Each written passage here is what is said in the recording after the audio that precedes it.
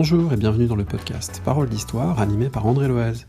Dans ce podcast et à travers le site paroledhistoire.fr, vous trouverez des émissions sérieuses portant sur l'histoire savante et universitaire, et d'autres plus légères comme pendant toutes ces périodes de confinement, où avec des invités qui se prêtent au jeu, on revisite des films et des séries historiques, dans tous les genres, y compris le nanar ou le navet. Pour cet épisode 105 du podcast aujourd'hui, on va voir comment Hollywood traite ou maltraite la mythologie de l'Antiquité égyptienne à travers le film Gods of Egypt. Un petit coucou au passage au site Antiquipop, qui décrypte depuis longtemps la façon dont la culture populaire et le cinéma hollywoodien notamment s'emparent de l'Antiquité. Très bonne écoute et à bientôt. Bonjour Julia Troy. Bonjour. Vous êtes étudiante en histoire, vous avez travaillé notamment sur l'Égypte dans l'Antiquité et plus particulièrement sur la période hellénistique et l'Agide. Oui, et à propos d'Égypte, justement, vous proposez aujourd'hui dans le podcast d'aborder un film qui est à la hauteur de certains grands chefs-d'œuvre qu'on a déjà abordés précédemment, comme La Grande Illusion ou La Reine Margot, Le Long de la Rose, puisqu'il s'agit pas moins de Gods of Egypt. Alors je vous laisse peut-être dire un mot de ce film très particulier avant qu'on entre dans les détails. C'est un film de type blockbuster avec un très gros budget, donc qui est à la frontière entre le péplum à caractère mythologique et le film fantastique. Et donc ce qu'on appelle une super production avec 140 millions de dollars, donc quand même un gros budget. Et sa spécificité surtout, c'est qu'il a été considéré suite à sa réception plutôt critique négative comme un nanar, dans le langage familier, un film qui possède tellement de défauts qu'il en devient involontairement ridicule et plutôt comique. Alors est-ce que vous-même vous partagez cet avis? Moi je l'ai découvert il y a peu, je dois dire que c'est effectivement très spécial comme film, on va être amené à en parler.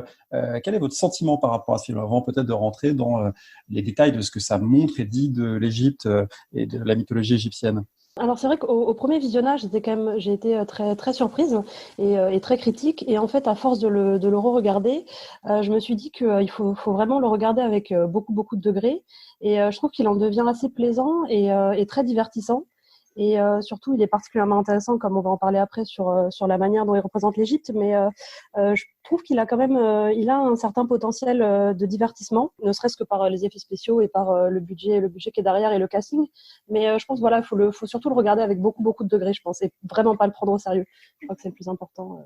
Voilà, il y a un côté de divertissement volontaire et involontaire à la fois, ce qui est souvent le cas des nanars. Alors peut-être qu'on peut dire un mot du réalisateur Alex Proyas. Il a notamment fait un film lui-même un film assez culte, The Crow. Ouais, Puis c'est quelqu'un voilà qui a un certain style visuel et ce qu'on remarquait pour avoir lu un petit peu ce qui se dit du film en ligne, ce qu'ont remarqué la plupart des commentateurs, c'est que tout le monde n'aime pas ce film, presque personne ne le considère comme un bon film au sens classique, mais tout le monde a au moins une forme de respect pour le fait que le réalisateur il y allait à fond, il n'a pas fait de demi-mesure dans dans sa volonté de délire visuel un petit peu. Il a une forme de conviction dans ce qu'il fait, et ça, d'une certaine manière, ça se respecte. Oui, tout à fait. C'est vrai qu'il est allé assez loin il voulait vraiment faire quelque chose sur l'Antiquité et spécifiquement l'Égypte, parce qu'il me semble que la société de production voulait, alors à la base voulait une série de films. Bon, effectivement, vu l'échec au box-office, du coup, ça n'a pas abouti. Mais effectivement, comme vous dites, il voulait vraiment, il a vraiment poussé le délire jusqu'au bout, et l'influence très jeu vidéo et très science-fiction, fantasy qu'on retrouve dans sa filmographie. C'est lui aussi qui a fait iRobot et qui a fait aussi The Crow. Effectivement, donc c'est vrai que sur ça, on peut dire qu'il est allé assez loin, je trouve, et qu'il a une utilisation des effets spéciaux qui est aussi assez incroyable dans ses défauts et dans ses non-défauts. Alors, est-ce que on peut essayer de résumer l'intrigue, qui est pas très compliquée en fait, hein, mais pour moi en donner une idée avant ensuite de resituer un petit peu ce film dans son contexte et par rapport d'ailleurs à d'autres films qui évoquent l'Égypte. L'intrigue, ça tourne avant tout autour des dieux égyptiens. Voilà, c'est ça, ouais. C'est vrai que le synopsis du film est relativement classique et repose sur un schéma plutôt classique, qui implique une quête pour établir une situation d'ordre. Donc le film est situé dans un univers vraiment librement inspiré de la mythologie égyptienne et met en scène un jeune voleur qui s'appelle Bek, qu'un concours de circonstances amène à prêter son aide au dieu Horus, roi d'Égypte légitime et présenté comme le successeur d'Osiris, qui a été lui renversé par Seth. Donc un schéma plutôt classique. Et d'ailleurs, le début du film est assez intéressant puisqu'il nous montre qu'on est dans un passé. Il n'y a pas vraiment de datation. On est dans un passé mythique et lointain, sans ancrage réaliste. En tout cas. Voilà, ça c'est très important de le signaler parce que effectivement, une réaction facile à ce film serait de dire l'Égypte antique ne ressemblait pas à ça, mais c'est pas le but du film. Le film Non, il le dit lui-même. Il n'est pas naturaliste. Il est pas naturaliste. Il est clairement dans l'univers de la mythologie. Alors, est-ce que on va quand même spoiler la fin. Est-ce que Horus, joué par Nicolas Coster-Waldau, qui est plus connu sous le nom de Jaime Lannister pour les amateurs de Game of Thrones, est-ce que donc Jaime Horus réussit à retrouver le trône égyptien? Oui, tout à fait. Il y arrive et il ne fait pas juste que retrouver son trône, il détruit aussi du coup Seth, l'antagoniste principal du film.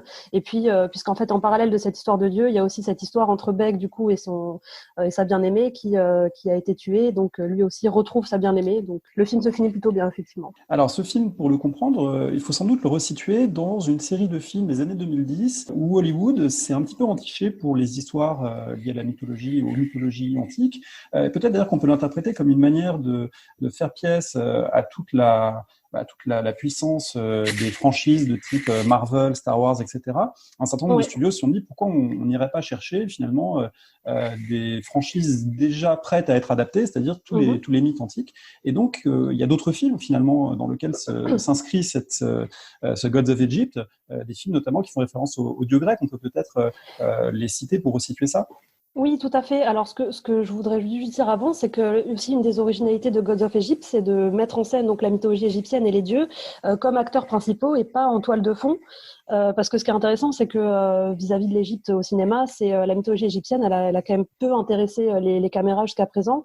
Ça a surtout été des grandes figures de pharaons ou de souveraines comme Néfertiti ou Cléopâtre, ou d'ailleurs le récit biblique, puisque l'univers païen de les... Quelques momies de temps en temps avec Tom Cruise. Oui, voilà, c'est ça. Ce qui a d'abord fasciné, oui, tout à fait. Le cinéma, c'est vraiment les momies qui ont été des objets un peu d'incrédulité, puis il faut mettre ça en lien avec les trouvailles archéologiques, comme la découverte de la tombe de Toutankhamon, par exemple, en 1922. C'est ça qui a effectivement motivé pas mal de films comme La Momie, par exemple, le film de 1932. Et c'est vrai que l'Égypte mythologique, elle a été rarement, voire pas du tout adaptée.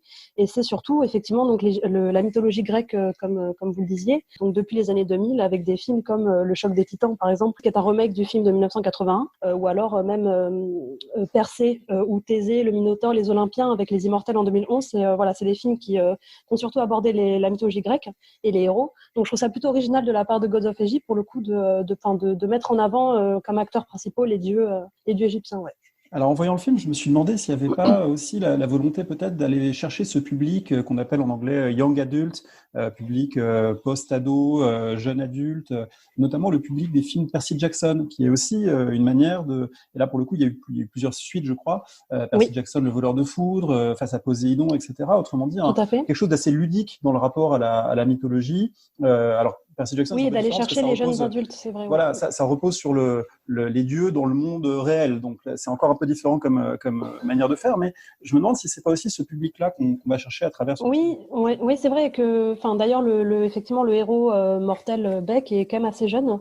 Lui et la femme dont il est amoureux, ils sont quand même assez jeunes. Donc c'est vrai que c'est intéressant de voir que peut-être aller chercher ce public de jeunes adultes, parce que c'est vrai que Percy Jackson, ça a eu un grand succès. En tout cas, la série littéraire a eu un très grand succès. Et ça montre aussi l'engouement de la mythologie de manière générale. C'est quelque chose qui plaît aussi au public. Je rebondis aussi sur l'égyptomanie. C'est l'Égypte ancienne, c'est quelque chose qui plaît au public de manière générale. Donc c'est vrai qu'ils ont aussi surfé sur cette vague d'égyptophilie et de références un peu fantasmées, mais qui est connue du grand public, en tout cas. Alors, ils ont surfé, ou disons, ils ont essayé de surfer, parce que c'était quand même un échec absolument cuisant au box-office américain et mondial, parce que je crois que le film est à peine rentré dans son budget, ou pas rentré dans son budget, donc il devait y avoir une suite, et probablement... malgré les efforts du réalisateur, elle ne verra pas le jour. Toujours dans cette idée de capter ce type de public, fasciné par l'Antiquité, en partie jeune adulte, etc. Il faut dire un mot de l'esthétique du film. C'est une esthétique qui renvoie à la fois à des choses bien établies du côté du péplum, mais aussi d'une certaine façon un petit peu aux jeux vidéo. Est-ce que c'est votre sentiment également ? Oui, tout à fait, ouais. Et c'est quelque chose, cette esthétique qui a été abondamment critiquée et commentée dès la sortie du film, et ce qui a aussi contribué à sa qualification de nanar. C'est vrai que à première vue, on voit tout de suite qu'il y a une accumulation de doré dans le film qui renvoie ici, je trouve, de manière un peu stéréotypée à l'opulence, à la richesse. donc une espèce de vision un peu orientalisante, mais surtout une débauche d'effets spéciaux numériques qui renvoie à une esthétique, oui, propre aux jeux vidéo. Donc je pensais à la série de jeux God of War qui traite de la mythologie grecque. Et je trouve que cette influence des jeux vidéo, elle se perçoit aussi à travers le côté très immersif et les ralentis, notamment lors des scènes de combat. Et d'ailleurs, dans les scènes de combat, il y a quand même aussi ces armures de métal avec des ailes que revêtent donc les dieux égyptiens quand ils se battent. Par exemple, Horus qui a une tête de faucon. Et ces armures, finalement, elles sont quand même très, très rococo. Et je trouve qu'elles peuvent faire penser à quelque chose comme Stargate ou Transformers. C'est assez futuriste aussi. C'est ça qui est assez intéressant avec le côté passé mythique, mais en même temps, on a des armures de métal qui font très jeux vidéo. Un petit côté Chevalier du Zodiaque aussi pour oui, les plus anciens d'entre nous. Tout à fait. Donc c'est un mélange de tout ça. Le jeu vidéo, c'est aussi d'une certaine manière le scénario qui fait allusion parce que Horus, je ne sais plus si on l'a dit, mais il a été vaincu au départ, donc il a perdu ses yeux, alors que les yeux d'Horus, c'est quand même la chose un peu qui caractérise, et du coup, il faut retrouver ses yeux. Donc il y a aussi toute cette idée de la quête d'objets avec des pièges à déjouer et des boss à affronter.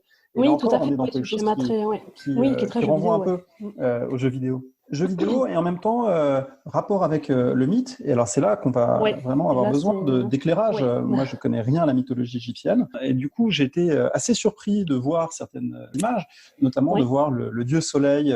Le dieu soleil Ré sur sa barque, mais apparemment ça renverrait quand même à quelque chose d'existant. Alors est-ce que vous pouvez peut-être nous éclairer sur ce point? Oui, c'est vrai que c'est ce que je trouve assez intéressant en fait, parce qu'après plusieurs visionnages, on se rend compte en fait à quel point il y a une volonté et une tentative vraiment de faire référence de façon plus ou moins explicite à des mythes et à des légendes de la mythologie égyptienne. Ce qui est intéressant, c'est qu'il y a des bonnes idées et des tentatives d'être fidèles aux sources qui abordent ces mythes, ce qui me fait dire que peut-être les scénaristes ont lu des sources, hein, c'est possible, mais ces idées, elles sont jamais vraiment exploitées jusqu'au bout. Et par exemple, donc vous parliez de la barque de Ré, effectivement, et de son voyage sur la barque stellaire. Juste pour rappel, donc Ré, effectivement, c'est le dieu solaire qui peut apparaître sous plusieurs formes, mais donc en tant que dieu soleil, c'est lui en fait qui effectue, d'après la légende, un déplacement sur la barque solaire. Parce que, donc, pour rappel, pour les Égyptiens d'Antiquité, le cycle du lever et du coucher de soleil est comparable au cycle de la vie et de la mort. Donc, chaque matin, le soleil naît à l'Orient, croît jusqu'au zénith et ensuite vieillit jusqu'à l'Occident, où il disparaît dans le royaume des morts. Et donc, Ré fait ce voyage diurne et nocturne à bord d'une barque. Et ce qui est intéressant dans le film, c'est qu'on a cette idée de barque solaire qui est représentée, donc une sorte de grand bateau, il me semble, avec des voiles. Bon, c'est très grec, mais on a ce bateau-là qui vogue. Oui, c'est un peu aussi les barges de Jabba the Hutt dans Le Retour du Jedi. Oui, c'est ça. Il y a un mélange de pas mal de choses. Tout à fait. Mais on a cette idée de barque que je trouve intéressante, et on le voit donc combattre le serpent Apophis, qui lui est bien montré. Et puisqu'effectivement, dans la mythologie égyptienne, donc dans le royaume des morts, tous les soirs, Ré affronte les forces du chaos, dont le représentant le plus puissant est ce serpent Apophis, qui est la personnification du chaos, du mal. Et donc là-dedans, donc, il a vraiment la forme d'un serpent, mais on voit bien que c'est quand même une créature assez imposante. Et lui, Apophis, cherche à anéantir la création divine. Et donc, Ré, on nous explique dans le film que tous les soirs, il combat ce serpent. Donc ça, c'est assez intéressant et assez fidèle au mythe. Ce que j'ai trouvé plutôt bien, oui, effectivement. Alors, fidèle au mythe, dans une version particulière, ou est-ce que c'est quelque chose qui est stabilisé une fois, sans connaître de mon côté du tout les sources et ces questions, d'où est-ce que ça nous vient, et est-ce que ça correspond à une époque particulière de l'Égypte pharaonique, ou est-ce que c'est quelque chose finalement d'un peu transversal? Non, effectivement, c'est vrai que toute la difficulté de la mythologie égyptienne de manière générale, c'est qu'en fait, il y a quand même pas mal de déclinaisons, notamment locales, mais c'est surtout que les mythes ont pas mal évolué en fait depuis l'époque prédynastique jusqu'en passant par l'Ancien Empire, le Moyen Empire, le Nouvel Empire. Donc les mythes ont évolué. Il n'y a jamais de version. Enfin, c'est la différence aussi avec la mythologie grecque. Il n'y a pas de version figée ou monolithique, je dirais. Il y a une espèce de colonne vertébrale avec donc une histoire un peu principale et puis des divergences, des déclinaisons. Mais grosso modo, pour le voyage de Ré, en tout cas, c'est assez acté ça que il effectue son voyage sur la barque stellaire et que à une telle heure de la nuit il combat Apophis. Ça, c'est quelque chose qui est plutôt acté. C'est plus par rapport au mythe d'Osiris par exemple, où il y a beaucoup de déclinaisons, mais pour la barque de Ré en tout cas, je le trouve assez fidèle. Après, ils ont aussi tenté de faire un lien avec Seth, parce que dans la mythologie égyptienne, Seth, normalement, est présent sur la barque avec une lance et il aide Ré à combattre Apophis. Là, en l'occurrence, dans le film, on nous en fait une autre interprétation, où on nous met aussi on nous met des daddy issues entre guillemets, puisque Rey est le père de Seth, mais ils tentent, c'est ce que je trouve en général, ils font des tentatives quand même donc c'est pour ça que je pense qu'ils ont dû se documenter ou à minima lire des sources. Après, ils l'adaptent forcément au scénario, c'est ça le problème, c'est quand même ça va avec le scénario aussi de base. Alors l'autre problème, et ça c'était beaucoup commenté au moment de la sortie du film, c'est que ces dieux égyptiens sont transposés à travers un casting anglo-américano-écossais, puisque Seth c'est Gerald Butler, donc bien connu pour un autre nanar. Il y a Geoffrey Rush avec de l'auto-bronzant qui joue Rey, donc des personnages qui ont beaucoup fait commenter, d'ailleurs au moment de la sortie du film, ce casting, Nicolas Coster-Waldau pour jouer donc Horus, qui ont beaucoup fait commenter parce que, là encore, pour représenter l'Égypte, ça paraissait pas les choix, en tout cas tout le monde n'a pas trouvé que c'était les choix les plus pertinents.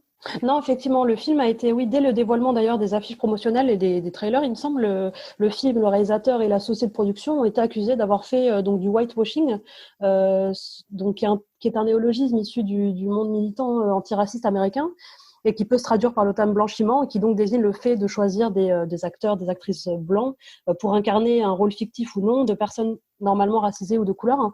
Et ça, c'est quelque chose du coup qu'on retrouve quand même. Enfin, c'est pas que récent, c'est quelque chose qui remonte aussi. On peut penser par exemple au film Cléopâtre de 1963 avec Elizabeth Taylor qui a fait aussi l'objet de questionnements par rapport à ça, sur le fait de choisir une actrice blanche. Et c'est vrai que Gods of Egypt a été pour le coup taxé de faire du whitewashing, tout comme Exodus, qui est sorti juste avant, il me semble, de Ridley Scott, qui mettait aussi en scène un casting blanc alors qu'il traitait de Moïse et de la sortie d'Égypte, qui donc peut être effectivement quand même gênant vu qu'on c'est censé se passer en Égypte. Alors comme souvent, la société de production a un atout dans sa manche, entre guillemets, pour répondre à ce type d'accusation, c'est de dire, mais non, regardez, nous avons un acteur de couleur, en l'occurrence, il s'agit de nul autre que Black Panther lui-même, Chadwick Boseman, qui est la caution noire, ouais, tout à fait. Exactement, et qui joue le dieu Thoth. Alors d'ailleurs, un rôle assez drôle, un personnage un peu de comic relief, soutien comique au film, mais qui correspond à une divinité réelle, lui aussi, en tout cas pour les Égyptiens. Thoth existait, peut-être pas sous cette forme-là. Alors, je l'ai trouvé plutôt intéressante. Alors bon, le costume, je pense qu'on en parlera après, mais le costume, c'est quand même son costume est relativement mal fait, son apparence aussi, elle fait très perse, enfin, c'est quand même assez gênant. Mais j'ai beaucoup aimé la scène où donc les héros débarquent et voient Thoth est en pleine réflexion et il y a beaucoup d'avatars de lui qui sont dans une pièce en train d'accumuler du savoir. On voit une grande bibliothèque, donc c'est assez intéressant sur le fait que, puisque Thoth c'est la divinité en gros de la sagesse, c'est lui qui aurait inventé l'écriture. Enfin, il est très important pour les Égyptiens. Les animaux qui lui sont associés, c'est le babouin et l'ibis. Donc moi j'ai trouvé ça intéressant, c'est juste ce qui me posait un peu problème, c'est le fait qu'ils ont mis en avant avec Thoth, du coup les dieux ont des attributs et Thoth notamment c'est son cerveau que Seth essaye de lui prendre à un moment donné dans le film pour avoir son savoir. Ça, c'est vraiment la scène la plus grandiose ou grotesque, suivant les points de vue. Donc, le cerveau bleu brillant, voilà, de Indiana Jones, c'est le fameux cristal, le cerveau bleu brillant est arraché par Seth, alias Léonidas, alias Gerard Butler. Exactement, pour s'approprier son savoir. Voilà, c'est ça. Ce qui est un petit peu gênant parce qu'en fait, ça correspond pas du tout. Enfin, la conception des Égyptiens des organes, elle est différente de la nôtre. Et du coup, d'avoir lié l'intelligence de Thoth au cerveau, c'est quelque chose c'est plutôt une appréciation contemporaine, puisque pour les Égyptiens, le cerveau, en fait, c'est pas du tout. Enfin, c'est le cœur pour les Égyptiens qui est le siège de la sagesse et de l'intelligence. Et c'est pour ça qu'au moment de la momification, d'ailleurs, le cerveau, il est aspiré, il me semble, par le nez. Enfin, il est pas très utile. Donc, c'était là pour le coup, c'est quelque chose qui rentre pas du tout dans les conceptions égyptiennes, d'avoir mis le siège de l'intelligence dans le cerveau de Thoth. Ça, c'est quelque chose de plutôt contemporain et qui n'était pas très bien fait, du coup, en plus de l'aspect grotesque, effectivement, de la représentation du cerveau. Il y a évidemment une part très importante du film, s'agissant de l'Égypte, qui est consacrée au mythe lié à l'au-delà. Et alors là, on aura besoin aussi de vos éclairages, parce que il y a à la fois une représentation de l'au-delà, je dirais, qui paraît classique ou traditionnelle, cette idée qu'on va être jugé au moment du passage dans l'au-delà. Puis en même temps, le nouveau roi d'Égypte, Seth, Gerald Butler, introduit une nouveauté, il faut payer pour passer dans l'au-delà. Alors, cette question du paiement, du passage, on la retrouve d'ailleurs dans d'autres cultures ou civilisations, le fait de mettre une obole dans la bouche d'un mort pour pouvoir traverser les fleuves infernaux chez les Grecs. Bon, c'est pas quelque chose de totalement improbable, mais finalement, comment fonctionne cette représentation de l'au-delà dans le film, et est-ce que ça correspond là aussi à des conceptions égyptiennes de l'Antiquité? Alors effectivement, vous parliez, je vais juste rebondir sur l'obole. Ça, c'est quelque chose qui est assez gênant concernant l'Égypte mythologique, puisqu'effectivement c'est quand même très grec. Le tribut qui fait penser à Charon, qui du coup dans la mythologie grecque est le pilote de la barque qui fait traverser le Styx, donc le fleuve infernal contre une obole. Parce que chez les Égyptiens, du coup, même cette idée de fleuve que les morts traversent à un moment donné dans le film, c'est quand même, ça ressemble beaucoup plus au Styx qu'au Nil souterrain. Donc c'était quand même un peu gênant. Et par ailleurs, ce que j'ai relevé, c'est que la vision de l'au-delà, je trouve qu'elle est quand même inspirée de plutôt l'imaginaire gréco-romain et occidental. Donc d'Homère, même à Dante, par exemple, et la Divine Comédie, c'est-à-dire qu'on a une tonalité très grise, sombre, beaucoup de grottes, et la figuration donc de ce fleuve que les morts doivent traverser. Et c'est pas du tout comme ça que l'au-delà, donc ce qu'on appelle la Douate dans la mythologie égyptienne, est figuré. Également, le fait de payer un tribut, ça c'est pas du tout aussi quelque chose. Alors je pense que ça va avec le scénario pour nous montrer que Seth est méchant et qu'il veut faire payer les gens pour accéder à l'au-delà, alors qu'Osiris disait au début du film qu'une offrande d'un pauvre valait celle d'un riche. Parce que du coup, dans la mythologie égyptienne, par rapport à la psychostasie, donc ce qu'on appelle le jugement de l'âme d'Osiris, la pesée du cœur, il n'y a pas du tout cette idée de tribut. C'est en fait c'est sur une balance, on pèse le cœur du défunt. Donc le cœur est déposé dans une balance dont le contrepoids est la plume de la vérité, le symbole de la déesse Mat, qui est la divinité de la justice. Et en fait, si le cœur du défunt pèse plus lourd que la plume, ça veut dire que le défunt a eu trop de péchés, et donc une divinité qui s'appelle Amout est chargée de dévorer le cœur. Ça, c'est pas quelque chose qu'on retrouve dans le film, et c'est dommage, puisqu'on a la balance, on a la plume, on a même la présence d'Osiris, ou en tout cas d'un accusateur divin, on a même Anubis, qui est d'ailleurs très bien fait, je trouve, mais on n'a pas du tout la pesée du cœur. Le défunt doit poser un tribut, donc une richesse, et ça, c'est pas du tout égyptien, effectivement. Alors pour rester d'ailleurs sur les choses qui paraissent ajoutées ou superposées et pas forcément égyptiennes, cette palette de couleurs très grises, moi elle m'a aussi beaucoup fait penser au deuxième film de la trilogie Marvel Thor, le monde obscur, le moins réussi sans doute, mais on est complètement dans ce type de visuel, et je pense que là il y a qui est plutôt occidental, voilà, il y a quand même la volonté du studio aussi de s'inscrire dans des recettes qui marchent chez les concurrents, et puis dans des choses aussi qui seront familiers ou familières des spectateurs possibles. Oui, on n'a pas eu beaucoup des spectateurs. Non, c'est sûr, mais c'est très possible. Ne serait-ce que les armures en métal, d'ailleurs, peuvent faire penser à Iron Man. Enfin, c'est, comme vous dites, une imagerie qu'on peut retrouver effectivement dans les Marvel ou dans les films de super-héros ou dans les comics. Ouais. Ces armures, elles permettent aussi de représenter les dieux, de les séparer. Alors, je ne dirais pas des mortels, parce que d'ailleurs, peut-être avant de parler des représentations des dieux, il y a une chose qui m'a frappé, c'est que les dieux peuvent mourir dans ce film. Alors, qu'en est-il des dieux égyptiens? Est-ce qu'ils sont mortels, immortels? Comment ça fonctionne? L'idée, voir un film grec, par exemple, où Zeus serait poignardé et se viderait de son sang, on aurait du mal, enfin, un film situé, disons, dans la mythologie grecque, on aurait du mal à l'envisager. Ouais. Et là, Osiris est tué. Comment ça marche? Est-ce que ça peut avoir un sens? Ouais, c'est vrai que c'est un peu particulier, parce que faut bien savoir que la conception de la mort pour les Égyptiens est assez particulière et assez différente des Grecs aussi. C'est que pour les Égyptiens, la mort c'est pas une fin, c'est plutôt une étape qui amène du coup à un nouveau voyage. Donc dans la Douate, dans l'au-delà, et à la fin, à l'issue du coup de ce voyage, le jugement de l'âme, puis l'accès ou pas au royaume d'Osiris. Ce qui est intéressant, c'est que normalement dans le mythe d'Osiris, du coup, qui est très important pour la conception funéraire des Égyptiens notamment, puisque c'est dans ce mythe qu'on a la momification, donc d'abord le démembrement du corps d'Osiris, puis la momification. Dans ce mythe, Osiris est tué par Seth, et il est ressuscité grâce à Isis, donc son épouse sœur, et ensuite il devient suite à cette renaissance, il devient celui qui règne sur le royaume des morts. Donc, ce qui est intéressant, en fait, c'est que il faut plus voir la conception de la mort qui donc n'est pas une fin en soi. Donc, ça serait complète. C'est vrai que ça serait assez faux de dire que dès qu'on meurt, pour un Égyptien, tout s'arrête. C'est pas le cas. Par rapport aux dieux, du coup, ça dépend encore des différentes mythologies. Mais globalement, je dirais que la mort n'étant pas une fin, forcément, après, ça continue. Il peut y avoir des renaissances, il peut y avoir des régénérations. Mais du coup, ça fait quand même une petite contradiction dans le film quand certains personnages disent mais qui est celui qui t'accompagne à Horus? Et puis Horus répond c'est un mortel, alors qu'en fait, on est dans un monde où les dieux eux-mêmes sont mortels. Donc, il y a quelque chose qui fonctionne quand même pas tout à fait.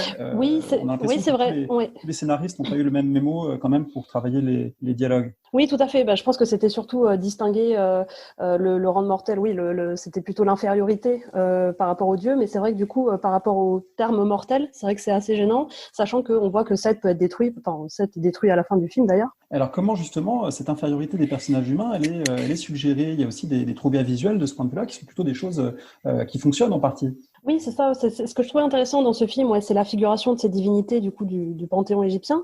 Et enfin, le début du film notamment est assez intéressant puisqu'il explique le cadre spatial et temporel et il nous fournit plusieurs éléments par rapport aux dieux, notamment la différence de taille avec les humains, puisque donc, sauf quand ils combattent, les dieux dans le film sont d'apparence humaine et c'est d'ailleurs sous forme humaine qu'ils interviennent et qu'ils interagissent avec les humains, un peu à la manière des dieux grecs chez Homère d'ailleurs. Mais il a quand même fallu marquer la différence avec les mortels. Ce qui est expliqué dès le début du film, c'est la différence de taille entre divinité et mortels. Donc les dieux sont représentés comme beaucoup plus grands pour signifier leur supériorité. Et c'est intéressant parce que ça, c'est quelque chose que l'on retrouve dans l'iconographie antique, notamment gréco-romaine. Par exemple, je pensais au relief d'offrande où l'on voit des humains sacrifiés à des dieux. C'est vraiment la différence d'échelle qui permet d'abord de distinguer les uns des autres. Après, le problème, entre guillemets, c'est que dans les représentations iconographiques égyptiennes, sur les façades des temples, par exemple, il n'y a pas de différence de taille entre les mortels et les humains. En revanche, c'est dans la mentalité égyptienne que ça s'est marqué. Donc, je trouve que c'est intéressant. Bon, il y a de la confusion avec des références grecques, mais il y avait une volonté quand même de respecter ça, de séparer du coup les mortels des dieux. Avec aussi cette idée que les dieux ont différentes formes, peuvent se manifester de différentes façons, peuvent se métamorphoser, Oui, et tout à fait. notamment toute la dimension ni humaine ni animale de certains dieux égyptiens, elle est clairement utilisée dans le film parce que non, ça Oui. permet de jouer sur les effets spéciaux, de jouer sur des personnages du coup qui ont des apparences étonnantes ou monstrueuses. Oui, c'est ça. Dès le début aussi du film, il me semble qu'il y a une mention comme quoi les dieux peuvent revêtir des apparences d'animaux effrayants. Et même les armures de combat, la métallisée, c'est vrai que ça permet de montrer la forme composite des dieux qui donc fusionnent un corps humain avec une tête animale. Et alors, c'était plutôt maladroit de dire animaux effrayants, mais ça donne l'idée quand même de cette forme composite, corps humain et tête animale. Et d'ailleurs, dans le film, donc, la tête des dieux qui se transforme au moment des combats prend la forme de leur figuration animale, donc le faucon pour Horus, et un animal composite pour Seth, mais en gros, c'est un museau allongé et des oreilles verticales. Donc, je trouve que c'est de mauvais goût en termes visuels, mais c'est intéressant d'un point de vue figuration mythologique des dieux qui sont anthropomorphes et zoomorphes. Ça dépend. Voilà, ils ont essayé, on voit en tout cas qu'ils ont essayé Ils ont tenté, tenter ouais. des trouvailles qui sont pas les plus courantes et ça participe du charme un peu déglingué Oui, c'est du ça. Et film. alors, il y a une autre chose que je trouve pour le coup intéressante et qui va avec les conceptions égyptiennes, c'est la figuration du sang des dieux comme de l'or liquide. Qu'on nous montre au début, qu'on nous explique au début du film. Bon, c'est peu expliqué, mais on nous le montre, notamment quand Oui, Horus il y a une saigne voix off ou qui même dit quand. c'est de l'or qui coule dans leurs veines. Et Voilà, ensuite, il c'est y a ça. plusieurs images qui le montrent. Et ça, effectivement, Et ça va avec ça va avec les conceptions égyptiennes, hein, parce que qui dit dans les différents textes que la composition de la chair des dieux est faite d'or et de métaux précieux. Hein. Donc ça, c'était assez intéressant, je trouve. Pour le oui, coup, ça fait quelques beaux plans, notamment à la fin, c'est la ça. mort de Seth, qui est vraiment visuellement réussi. Alors, en parlant Tout de à ces fait. choix visuels, il y a Oui, aussi évidemment des décors, des paysages qui sont pas du tout ceux de l'Égypte réelle, mais d'une non, Égypte effectivement.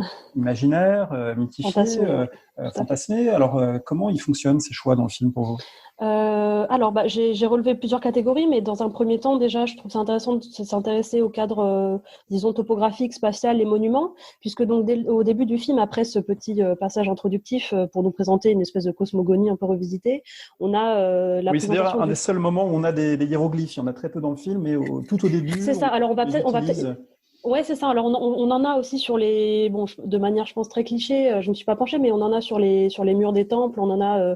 Bon, mais c'est pour montrer les hiéroglyphes, c'est quand même. La caractérisation principale de l'Égypte. Donc c'est vrai qu'ils ont utilisé abondamment de ça. Mais il me semble que oui, dès le début, on en voit aussi effectivement dans ce petit cadre. Mais surtout, oui, ce qui était intéressant, c'est que donc après ça, la caméra opère un espèce de survol de l'Égypte. Donc on parcourt le Nil et on arrive à une sorte de ville capitale. On la présente comme la capitale, je crois, en bordure du Nil. Donc sertie d'or et de joyaux. Et on voit plusieurs temples et pyramides de différentes tailles qui émaillent le tissu urbain. Donc bon, là, effectivement, les pyramides, on en a d'ailleurs sur l'affiche promotionnelle du film. Je crois, on peut pas faire plus égyptien, donc ça, c'est normal. Alors, on ne peut pas Moi, ce faire qui plus m'a. égyptien, mais Pardon, ouais. aussi, pardon, je vous coupe, parce que cette vision aérienne d'une cité lacustre, ça fait un Ouais. peu Tenochtitlan, peut-être plus que Luxor. dans la manière dont c'est Tout à représenté. fait. Il y a un imaginaire un peu maya ou aztèque. Oui, je suis complètement d'accord. Alors, ce que j'allais dire aussi sur la ville, je trouve, c'est que, je ne sais pas si vous avez vu cette impression-là, c'est qu'elle a un côté aussi un peu hybride, futuriste et ancien. Avec une présence de métal, de ponts suspendus, une espèce de ville un peu futuriste, j'ose dire jusqu'à Métropolis, mais enfin, c'est l'idée de verticalisation, d'auteur des bâtiments, des statues géants, des grandes artères. On est là aussi un peu comme dans la série Thor avec Asgard, oui, c'est ça, tout à ce fait. côté Des jardins suspendus. civilisation ancestrale, mais finalement plus avancée que la nôtre. Voilà, beaucoup plus exact. Oui, c'est ça, ce système-là. côté. Oui, c'est ça, et ça, c'est quelque chose qu'on retrouve, oui, beaucoup dans ce côté, oui, futuriste ancien, et même très maya, avec des jardins suspendus, beaucoup d'or. C'est vrai que c'est un visuel assez bizarre. Alors que C'est le pas Nil aussi, du tout égyptien, mais c'est Nil, il en est beaucoup question de l'opposition du Nil et du désert, donc une opposition évidemment exactement qui correspond à pour l'Égypte. Osiris. Oui, tout à Voilà, fait, mais Osiris alors et Seth. du coup dans le film, ça se traduit comment cette opposition? Bah, du coup, c'est vrai qu'on a. C'est vrai qu'on voit beaucoup le désert. Il me semble qu'à un moment donné, on a aussi une scène qui se passe dans un temple antique qui. Alors, je ne me suis pas beaucoup penchée, mais il avait l'air quand même relativement bien fait par rapport à l'architecture de temple qu'on peut retrouver. Et du coup, ça nous amène aussi à une représentation de végétation très verdoyante, donc des oasis. La présence, omniprésente du Nil, ça c'est normal. Alors, j'ai aussi noté des invraisemblances, notamment une mangrove, là où habite Thoth. Ce qui est quand même très bizarre, et aussi plusieurs cascades assez hautes. Ça c'est quand même je trouve relativement fumé, hein. C'est pas quelque chose qui existe dans la topographie de l'Égypte, mais c'était assez intéressant effectivement d'avoir ce côté, je pense, végétation verdoyante et opposition avec le désert très aride. Ça nous montre aussi l'opposition forcément entre Seth qui du coup régnait sur le désert, ce qu'on nous explique au début, et Osiris qui était le dieu des terres fertiles irriguées par le Nil, etc. Dans ce film, il y a donc vraiment à boire et à manger. Il y a des choses qui marchent et des choses évidemment qui font beaucoup rigoler. Du côté des scènes ou des choix ou des personnages que vous trouvez les plus intéressantes, il y en a déjà certains qu'on a mentionnés, mais est-ce qu'il y a des choses que vous avez relevées? Dans les points assez, je dirais what the fuck et très bizarre, qui m'ont un peu gênée, c'est la vision orientalisante et exotisante de l'Égypte, très cliché en fait du 19e siècle, je trouve, et ça se ressent dans les costumes, que ce soit des figurants d'ailleurs ou des personnages principaux, dans les parures des dieux, etc. Je trouve que les costumes sont plutôt laids et cheap, et ils ont l'air d'être faits en matériaux relativement modernes et peu d'époque, et ça c'est dommage parce que c'est pas grand chose, mais ils auraient pu avoir aussi un semblant de crédibilité, parce qu'effectivement c'est certes un passé mythique, donc on s'attend peut-être pas à quelque chose de crédible, mais on peut au moins s'attendre à une inspiration, ne serait-ce que les personnages féminins par exemple qui ont des espèces de robes très moulantes. Donc on a aussi une over-sexualisation des femmes, je trouve, qui est assez gênante dans ce film et qui est quand même très cliché.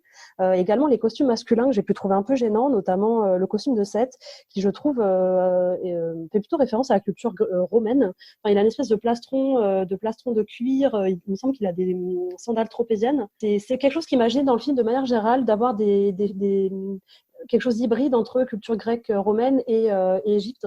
Et ça se voit aussi, par exemple, avec la présence d'un sphinx qui pose des questions et qui dévore les gens s'ils ne répondent pas aux questions. Ça, c'est très grec. On a un minotaure à un moment donné. C'est le sphinx de Thèbes. C'est le sphinx de Voilà, Thèbes, le sphinx est très bizarre. Le sphinx de Gizeh. Non, pas du tout. Voilà, qui est censé être un protecteur de la dynastie notamment, mais qui est quand même censé être un protecteur. Là, on a un sphinx qui ressemble vaguement à un sphinx égyptien, mais qui en fait appartient plutôt à celui de la mythologie où Thésée doit répondre à la question. Donc c'était, Oedipe, pardon. Donc c'était c'est assez gênant. Et il y a quelque chose qui m'a un peu déçue, c'est par rapport, c'est pas grand chose, c'est assez anecdotique, mais la couronne que peut porter Osiris au début du film ou Horus à la fin, je trouve que c'est des couronnes plutôt de type médiéval. Enfin, elle m'a fait penser à la couronne que porte Aragorn à la fin, du coup, dans le dernier film du Seigneur des Anneaux, alors que on a suffisamment de représentations iconographiques de couronne royale de pharaon pour que ils auraient pu faire cet effort-là. Notamment la couronne la plus connue, c'est le Pschent, avec l'alliance couronne rouge, couronne blanche. Ça aurait été intéressant Haute Égypte et Basse Égypte. Voilà, exactement. Lequel est lequel, mais oui, c'est ça. Voilà, c'est ça. Elle est formée de l'enchâssement, donc de la couronne Edjet, qui est la couronne blanche de l'ancien royaume du Sud, donc Haute-Égypte, et du Déchéret, qui est la couronne rouge, donc de la Basse-Égypte. Et ça aurait été intéressant de mettre ce Pschent, par exemple, qui est vraiment la couronne pharaonique par excellence. C'est pas grand-chose, mais ça aurait ancré aussi ça aurait rendu ça plus réaliste qu'une couronne de métal doré qui ressemble quand même, je trouve, à quelque chose de type médiéval. Ça, c'était assez gênant. Alors, vous l'aurez compris, donc c'est un film qu'on recommande plutôt au second degré, même s'il y a évidemment des choses à en tirer et que ça peut ensuite donner envie de lire et d'aller voir des choses supplémentaires. Alors d'ailleurs, peut-être qu'on va vous demander un ou deux conseils de lecture pour terminer. Juste avant, moi je dois avoir une pensée pour le pauvre Nicolas Coster-Waldau qui a passé tout Game of Thrones avec une seule main et là qui passe tout Gods of Egypt avec un seul œil. Donc j'espère qu'il aura un rôle où il pourra être dans son intégrité, même si bon, il est loin d'être le pire dans le film. Mais voilà, il a été embarqué lui aussi dans cette aventure, pas très très réussie, mais qui fait quand même bien sourire. Alors est-ce que si on veut maintenant se documenter un peu plus sérieusement sur l'Égypte, est-ce que vous avez des conseils à nous proposer de choses qu'on pourrait lire ou regarder pour dépasser évidemment le cliché ou la déformation de ce genre de film? Alors moi j'avais surtout du coup regardé des choses sur le péplum, et donc du coup dedans il y a beaucoup de choses sur l'Égypte antique au cinéma. Je trouve ça intéressant. Il y a notamment les travaux de Claude Aziza qui a travaillé sur l'Antiquité au cinéma, donc sur le péplum.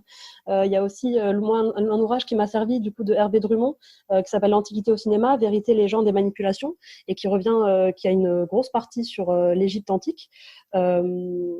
Donc ça, je trouve que c'est des choses intéressantes. Ça versant donc analyse filmique, peut-être pour l'Égypte elle-même, il y a cette belle collection chez Belin des mondes anciens, et du coup il y a un beau volume, je crois que c'est Damien Agut qui a fait l'Égypte. Oui, la Border, ouais. Voilà, c'est ça, ouais, tout à fait, où ça va du coup je crois qu'on va de 3150 à peu près avant Jésus-Christ jusqu'à Dioclétien, donc 3e siècle après Jésus-Christ. Du coup, il est vraiment très très bien fait parce qu'il y a plusieurs spécialistes de l'Égypte de l'Agie, notamment donc Damien Agut et puis de Juan Carlos Moreno Garcia. Donc celui-là, c'est une très bonne. En plus, il est très très visuel et très bien documenté. Donc ça, c'est oui, une excellente. Voilà, donc on vous conseille de regarder ce film en sachant qu'il existe des choses plus sérieuses, évidemment, pour mieux connaître l'Égypte. Merci beaucoup pour ces éclairages.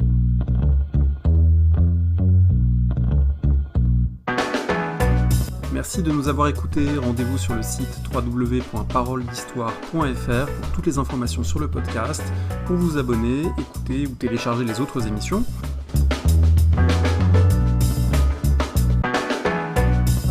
La discussion se poursuit aussi en ligne, notamment sur Twitter. Vous pouvez poser des questions @paroledist et à bientôt pour un prochain épisode.